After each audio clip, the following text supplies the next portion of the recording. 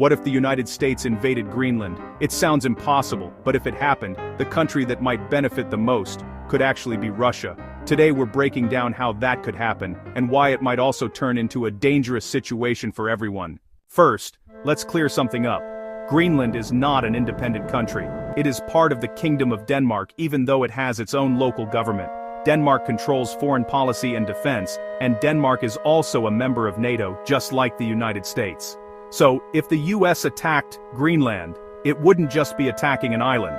It would be attacking territory connected to a NATO ally. That alone would cause a massive international crisis. NATO is built on trust. Each country is supposed to protect the others, not fight them. If the US attacked territory connected to Denmark, other NATO countries would start questioning whether the alliance can even work anymore. That kind of damage to trust could weaken NATO for years, maybe even decades, and that is exactly what Russia would like to see. So why does Greenland matter so much? The answer is the Arctic. As ice melts, new shipping routes are opening up. These routes can make global trade faster and cheaper. The Arctic is also important for military systems, especially for detecting missiles and controlling airspace. And there are valuable natural resources too. Because of all this, the US, Russia, and even China are paying much more attention to the Arctic than ever before.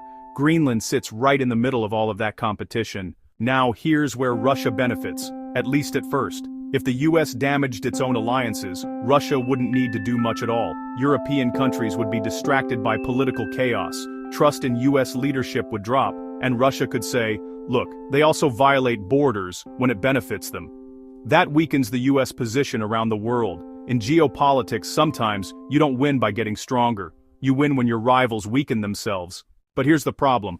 A world where big countries start taking territory by force becomes much more dangerous for everyone, including Russia. More countries would increase military spending, more troops would move into sensitive areas like the Arctic, and the chances of accidents or misunderstandings would go way up. That kind of tension can spiral out of control fast. Even countries that benefit from chaos at first can get hurt by it later. There's also another twist. While the US and Europe are busy dealing with alliance problems, China could quietly expand its influence in trade and global partnerships. That could leave Russia more dependent on China, which isn't great for Russia's long-term independence or power. So the chaos might not even benefit Russia as much as people think.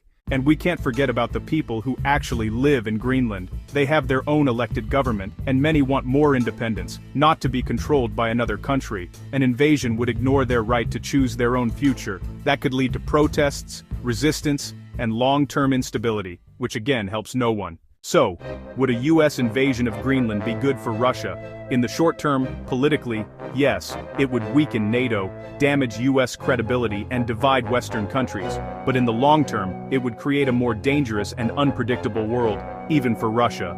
And in global politics, chaos doesn't usually have clear winners. It just creates new risks. So the real answer is this. Russia might benefit from the fallout, but everyone would be less safe afterward, and that's not really a win for anyone.